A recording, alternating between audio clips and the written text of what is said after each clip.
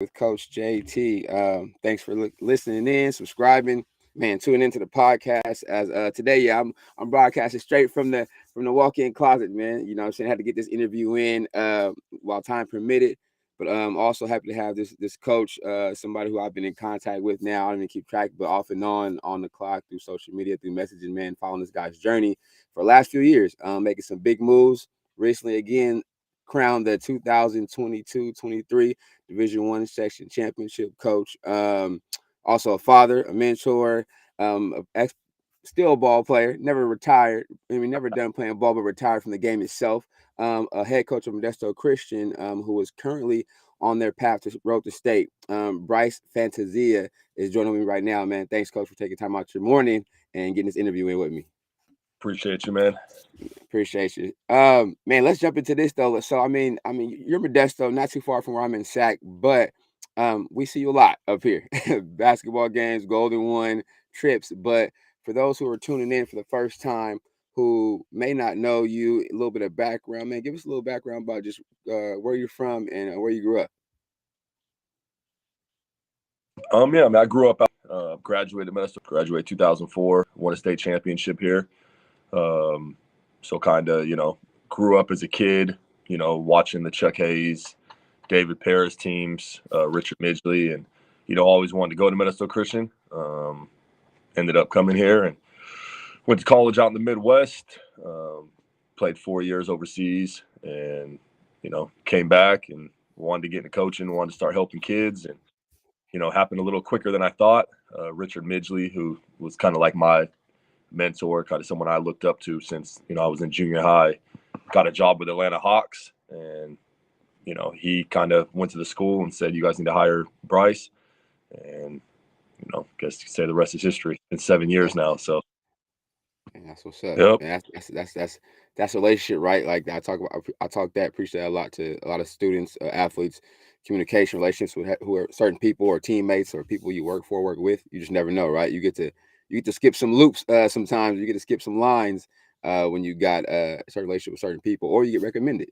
You get recommended, No, which is always like, I was boys with the current general manager with the Brooklyn Nets, and went to college with him at Cal. yeah, And that's kind of how his path went straight from coaching high school to the NBA. So, yeah, yeah, it's all about relationships, how you treat people, how you get yeah. along with people. That's something we try to teach our current kids. You never Facts. know, and remember you 5, 6, 7 years from now, Yep. what they can do for you. Yep, for sure. Man, growing up, you said '04. Let me see. So that I think I was almost in my third, fourth year of college then. But who are some people during your playing career, man? Even though being Modesto, and again, NorCal, we got talent, man. We got players in your area. But some people may on the big stage or college or high school NBA level, you might have looked up to or kind of mimicked your game after a little bit growing up. I mean, with me, it was like I didn't really watch a lot of NBA and stuff growing Uh huh. up. I mean, obviously, I was a huge Jordan fan, Yeah. AI, that stuff. But with me, it was just I watched a lot of college basketball, and really for me, it was a lot of Modesto Christian. I played in a league out here called Slam and Jam Okay. that my coach Bobby Cole kind of started out here, and Coach Porter was involved. And so, I was just at all the Modesto Christian games, watching all the, from almost the very beginning. My dad would bring me to the games, and so I literally grew up like watching the You're Modesto in it. Christian play. Yeah. I wanted to be a Crusader, and at that time in Modesto, it was literally like the coolest thing out. It was like lines wrapped around the gym to get in the games. Chuck was like a phenom out here, Yeah. and all the kids in Modesto really, they wanted to be like him. So, I would obviously watch a lot of college basketball, and then just because I wanted to play, I didn't really dream about playing in the NBA. I just Yeah. loved basketball. I just loved hoop, and that ended up happening. That's what's up, man. Um, let's talk that college grind a little bit though, man. Like get out of high school, getting to college, man. I mean, now they have so many outlets. These kids, players can. It's way more opportunities to get to a school, and that's still hard in itself. But for you, what was that like getting to the next level as far as getting a decision or getting the opportunity to go play basketball? What was that like? Yeah, I mean, obviously, I think back in our day, like you said, nowadays it's so much harder to kind of slip through the cracks. Like back in the day, like it went D2 and NAI, and it Tons. just there was social media, there wasn't mixtapes and all this and that, so you Yeah, would have to slip through the cracks. Nowadays, like if you can go, they're going to know who you are and they're going to find you.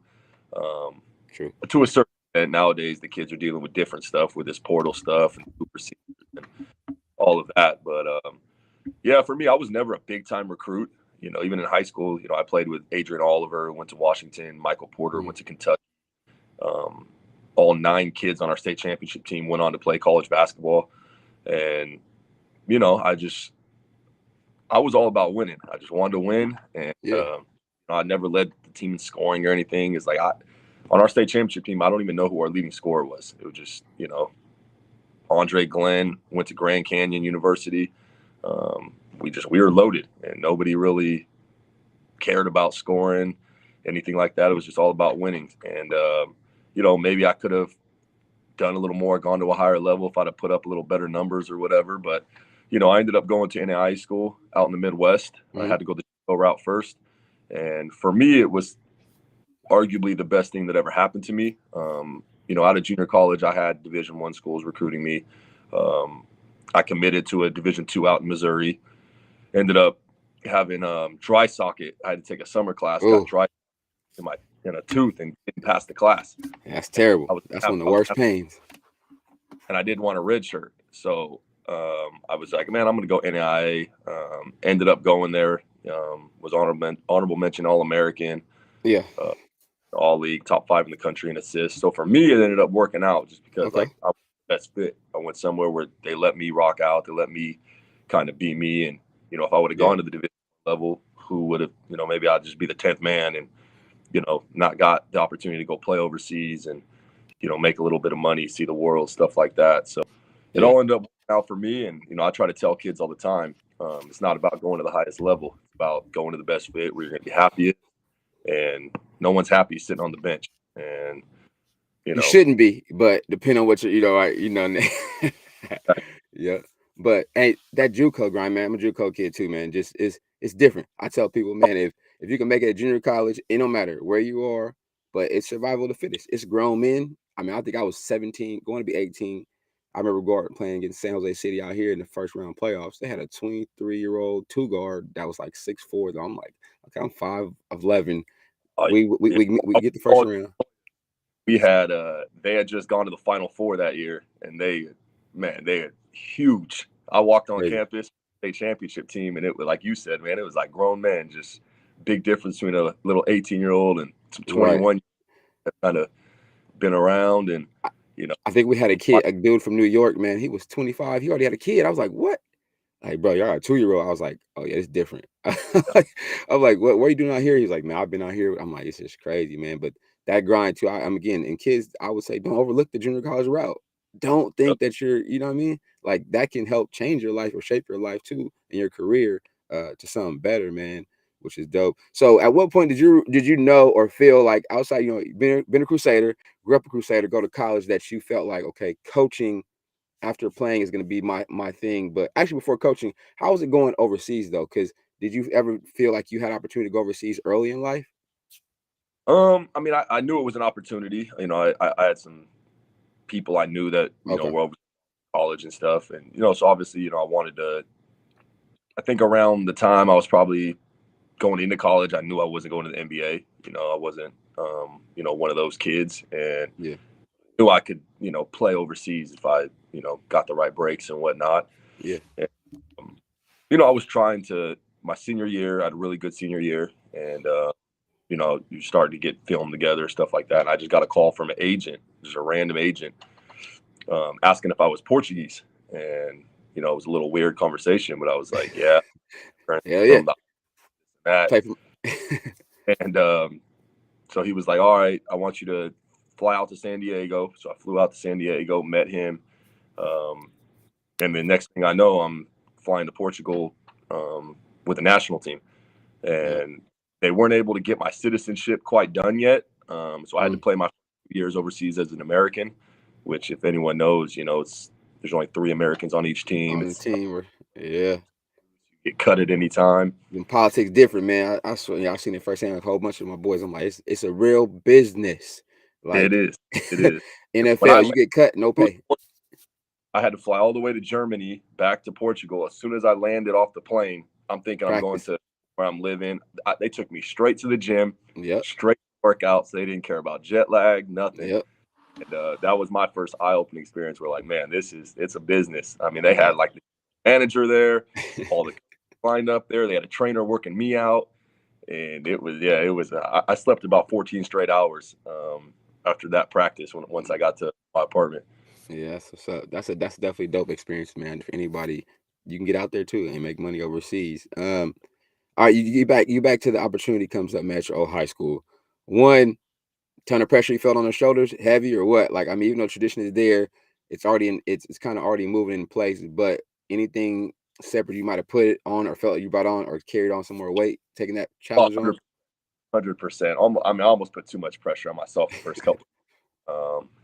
Like I said, if anybody kind of knows the history of the school and the tradition and stuff, I think it's me. I think, growing up as a kid, watching, the Chuck Hayes teams and all that, then being an assistant coach under Midgley, it was like, I did feel the pressure to kind of keep stuff going. And, I mean, if you ask my wife, she'd be like, yeah, the first couple of years are probably miserable for her. I mean, I was literally like 2, 3 in the morning, just watching her stuff was, and my first couple of years, it was almost like every win didn't mean anything, but And every loss, losses. like, Long nights. and, it took until I kind of, my second year, we won the section championship. Junior Ballard, who now at Weber State, hit a Oh big, yeah. like, footer. And I think once I won the first section championship, that going into my third year, I think I kind of just relaxed and was like, I just need to be myself. I don't need to be Richard Midgley, Coach Porter, Right. like that. And, then it was just like, okay, time to we're Modesto Christian. It's time to just go to work. You don't have to kill yourself, do anything like that. And I had a goal once I took over. There's not much Modesto Christian's never done in its history. And I wanted to win a NorCal Open. I wanted to get back to the state championship, and I wanted to get us kind of back on the national map, like, national stuff like that. And we've done that, but it's still like, now it's like, okay, we want to win a state title. There's always something else. So, we're working, striving for more. But like I said, early in my career, it was all about wins. Like, I just wanted to win.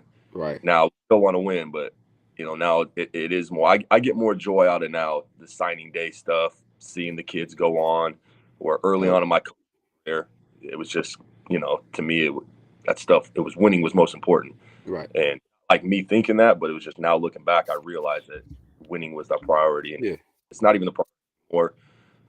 It just kind of happens the way I think our culture is and the way we do stuff.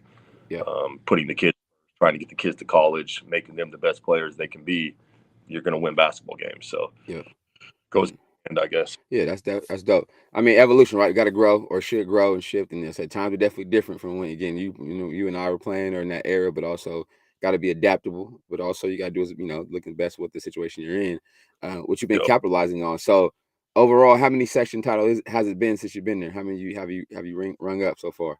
I've won 3 and lost 1 in the section Division 1. Nice. Going further, I mean, actually, we talk about this though. I was there Saturday at the championship game. I'm definitely a defensive minded guy, but I will say props out the whole squad. But I already knew just again watching you from afar, communicating off and on. But I love to see Brown and the other kid defend. I mean, it was I was that type of guy. Their way offensive than I ever could be, but defensively they were so locked in. The whole team was, but they took those that matchup with the guards another level. Like it was determining them. Like they know it's a guard game. High school to me, I feel if you have a big, yes, even better. But your guards make your teams go. And I'm just watching them. Man, I'm watching the 2 dudes work. Even the sub, I think you subbed some guy in. They all knew what their job was on the guards. It was like it didn't stop, man. How much time do you guys spend or focus on the defensive side of the ball? A lot. I mean, I'm more of a defensive type guy too. And we watch tons of film, probably too much film. If anything, we probably overload them, do too much. But I mean, I'm blessed to be at a school where our kids want that. Like they want to be in film. They want to. There's not enough time they can be in the gym.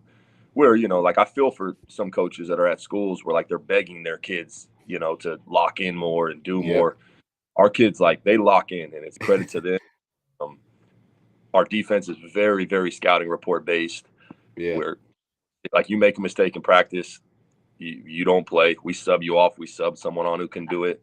And I think with us being kind of a Christian-based school, centered around Jesus and everything, it's hard to kind of keep kids like it with that in mind, but also have that edge to where it's like, Be yeah, I'm gonna intense. Yeah.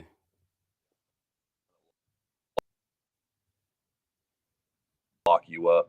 And I Yeah. think we've with this group the last, but when they get on the court, it's like they want to take everything and they give anything. And I think the last couple games, Intercom and Jesuit is probably the two games where our guys were just locked in the most this season, where it's like scouting report says he doesn't get a 3 off, he doesn't get a 3 off. Scouting report says he doesn't get a direct drive, he's not getting a direct drive. Yep. And even when I went back and watched it, even myself, I was like, wow, okay, yeah, we were really locked in, this game. Definitely, you can see that from top to bottom, coaching staff, everybody, players, intensity. But also, I definitely know it helps being familiar with that atmosphere, right? Y'all not new to that scene too, right? So now it's a little more familiarity, comfortable, but also the confidence. But I mean, when you trust the processes, when you guys, it shows, and they trust each other though, like just the fun all the guys are having. I mean, all the playoff teams, right? To get that, so they got those last stages, but also to win one, because a lot of the games were, other ones outside of that one were kind of close, big runs, whatever. You guys did what you did early, start out, but then it's like you knew kind of, okay, we're still dictating. And you never see the wavering, but also you see the confidence, man. Just again, those guard plays and then the big come in, it's like, man, wave after wave. You're like, all right, where there's no downfall. How intense are y'all practices? They get very intense. Because I can see that, and I'm looking like, okay, so I know he goes at him. I'm like, okay, I bet that in practice. I bet that's again teammates now, but I know in practice too for us. Yeah, it gets to kind of like you got to get a little intense to where you almost walk that line, right? Yeah, no, there's definitely a line that sometimes it gets crossed. Okay. Try to avoid that, but we've had some college coaches come in and be like, "Wow, like we don't see high schools practice like this." And it's like undeservedly, I get a lot of the credit. My coaching staff is outstanding, and it's people, like, man. Shout out to the staff, man. Who's been kind of my right hand man all 7 years. Yeah. He's a beast. He just pours into these kids. He'll be the first one to tell you he's not the most X and O's guy, anything like that. Kids just, they call him Uncle G. The kids love him. And then Chris Teven, who, I mean, he's a monster. He's just one of the brightest offensive I've ever been around. And he wakes up out of bed, he's intense. And when he walks, it's, I'm pretty intense. I get after it, but he just adds a level on top of me. And Coach Vince, my JV coach, he played at Cal State Northridge. Combination of everything. It's just our kids know when they come in the gym, they got to bring it. And like you said, that we got multiple guys to come off the bench that can play. Yeah. And so getting a rep off because the eighth man's guarding you. Our eighth man is, a kid who has college. So they get after it. And I think that is a big reason why a lot of our kids go to college and they have success. You don't see our kids going to college and sit in the bench and ready for competition. They understand that they're going to have to bring it. And, Jay Davis, that's what San Diego State loves about him. He's not scared. He's going to go in, put his nose in there, not be afraid. And I would like to think it has something to do with our practices. We're not perfect by plenty of stuff in practice that we can improve on, but we do try to preach intensity and, better bring it. Definitely dope. I will do shout out to, I mean, I see the coach relationship is important too, right? I believe, I'm not sure if it was the end of the start of second quarter, Teven drew something up out of the timeout or called someone timeout. I think maybe Brown went or bucket scored. I mean, because I didn't know my coach, shout out to Coach Brian too. He's an offensive minded dude. It's like the instant look like, yep, good call. You give him that like, hey, that was clutch at a timeout. Because I mean, as head coaches, right, we're looking at so many things. We're trying to do so much too. But the assistant coaches or the coaches, if they're the offensive guys, like, hey, those hey, I seen you give him the thing. You just step back. Cool. You can take the huddle. I'm gonna step over here and talk to other coaches. But that trust factor, and then especially when the play goes down, I'm like, hey, appreciate that, because I'm over here thinking about different things, and I can see that connection too. Like, hey, and I knew when y'all linked up, I was like, shit. I'm like, oh man, this is crazy. I'm like, he's getting another good. I'm like, he's getting another guru on the bench. I'm like, man, it's gonna add to the. But how was your relationship with your coaches built off of just experiences or referral style? How'd you guys build those relationships with your coaches? I mean, obviously, I think, not anybody can coach here at Modesto Christian. Obviously, I demand a lot out of my coaches. And, I've known Coach Steven since, he was playing at Stan State. When I would come home overseas, they would work out in the morning. I'd go work out with them. And, I tell a lot of people this story is like, I'm this, pro, and I'm trying to get stretched and get loose and not get hurt. Very first drill, Coach Steven's just elbowing you in the ribs and, fighting and picking me up full court. And that's just wired. And so obviously all the success he had at Weston Ranch, when he got the raw deal, getting fired because of the COVID stuff, we were friends and stuff. So we went out to eat, and, I was just like, hey man, you should just join staff with me. And, I think he was a little hesitant at first, and I think he thought I wanted his players. And it was like, no, and like, we're Modesto Christian. We have dudes. Like, I don't players. I want you. And when he came on, I think there was a filling out process of what, him being a head coach. I think it was tough for him. And deservingly so. I mean, the guy could be running any top program in Northern California. But it made me better. Like, you bring someone on staff like that, you realize that, you don't know everything. And for me, it allowed me to really lock in on the defensive side. Like, I've always been more of a defensive guy and this and that. And kind of over time, it's just like, he would throw out suggestions offensively, and it's just like, yeah, man, absolutely. To where now I barely ever tell him, no, I don't like that. No, we shouldn't do that. He knows stuff. He studies his stuff. And I just think it's allowed me to be so focused defensively, especially in game, just adjustments. Other this and that. I don't have to, like you said, a timeout. I can go talk to my assistant coach, which is probably what happened on that drill. I mean, that out where it was like, all right, they made an adjustment. They tried doing this. We're going to do this while he's over here, drawing up what we should do offensively. So I just think it's better. And, I can't thank Coach Steven enough. Like I said, he barely gets paid anything. He drives from Stockton every single day. And man, it's a sacrifice for sure. That's my guy right there, and he deserves the world. He'll get something coming for him here soon.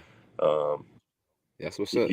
I think pick the right job, not just he's the type of coach, he can win anywhere, but I think he needs to pick the right job where I think he thinks he'll keep it popping. He'll get it going. He'll keep it going or evolve it. So that's not even a question. Real quick, Coach, like you talked about wife-wise though, but you got the little fellas around. How do you balance, man? Because I know, man, you're heavy in it. I mean, you're heavy in it. It's a lot required of you, time. But how do you manage to balance this all, man? Because I know people, college coaches, players calling, people want to get in school. How do you just work this thing out, man, and still be able to still keep you got to function, right? Still a dad, a husband. How's that work for you? I mean, obviously, first and foremost, my wife is, she's amazing, and when she was or when I was overseas, she knew what it was. It was a long distance relationship. She'd fly over when she could, and when we got back, it was great to coach. She already knew, basketball, and she never once complains. She doesn't, I almost feel bad for her because she doesn't complain. And I probably take that for granted. Hearing some other stories about coaches' wives and stuff like that. So harder, when we had kids. I have a 4-year-old daughter and a 6-year-old son. My son's all into hoop. Got him playing up in a 9-year-old league right now. He loves it. Let's go.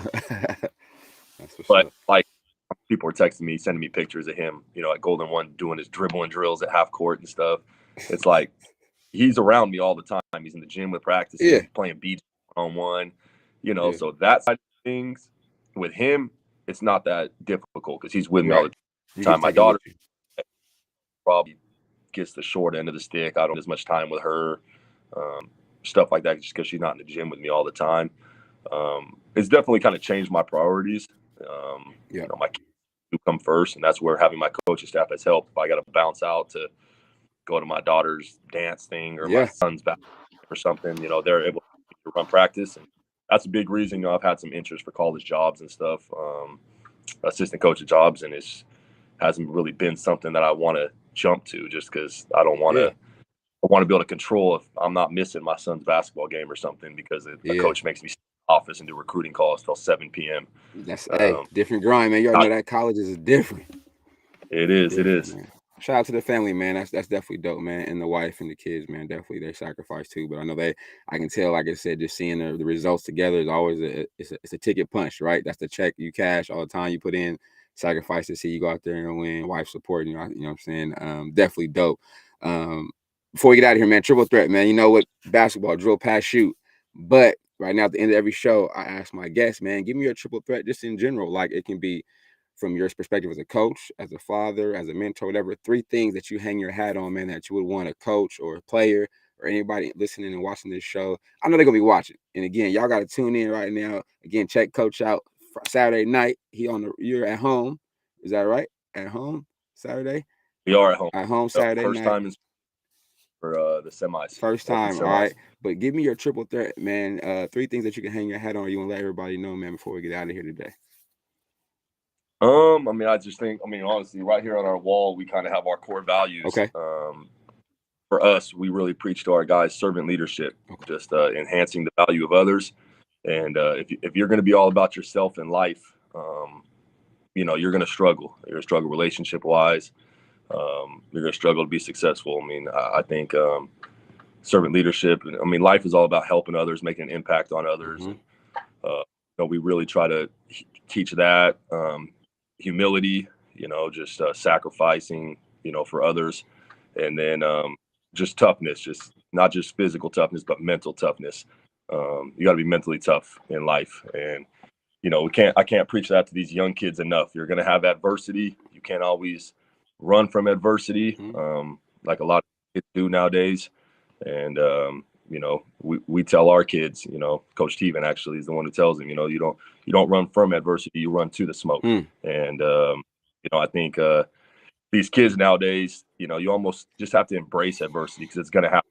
So I would say those 3 things: servant leadership, humility, and just mental toughness. That's what's up, man. Coach, appreciate you taking time out your morning. I know you got to get to work, get the business, and back to prep and practicing, man. Best of luck on this rest of this run, man. I'll be following you. I'm saying rocking with you, supporting you, man.